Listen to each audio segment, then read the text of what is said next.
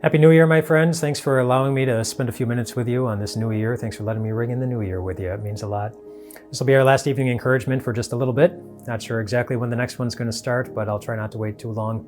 I enjoy spending this time with my friends, and I'm really grateful for the ways that friendships can develop even through a digital medium like this. But thanks for letting me be a part of it. As we start to ring in the new year, as we go from one calendar to the next, I want to remind you of something about our God. That God is the maker of heaven and earth. He made everything, and He made it for our benefit and our enjoyment. Which means that if you have enjoyed anything at all in the world, if you have been in the universe in any place this past year, and God was thinking about you, and God has been good to you. The Bible also reminds us that before God formed you in the womb, He knew you.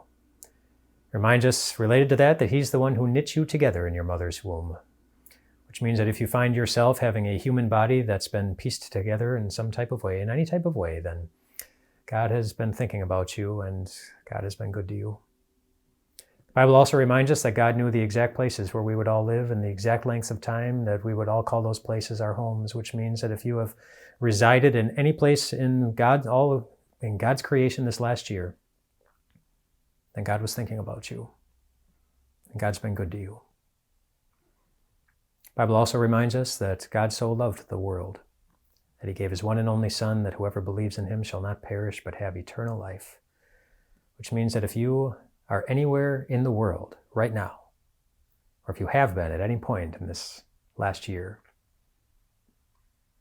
God's been thinking about you, and God's been good to you,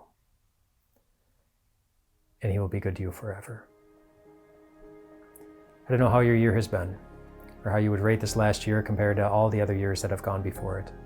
I don't know if you're optimistic about the upcoming year or you're a little scared about what's coming. But I do know that the God who was good to you this last year is the same God who will go with you into this next year. And He will be good to you then. In some ways that you'll see, and maybe in many ways that you won't know to see until you reach eternity with Him. But God's goodness allows us to say the same thing that King David does at the end of Psalm 13. He says, "I will sing to you, Lord, because you have been good to me." This is a year in which God has been good to you. And if He gives us next year, He'll continue to be good to you. Rest well tonight, my friends.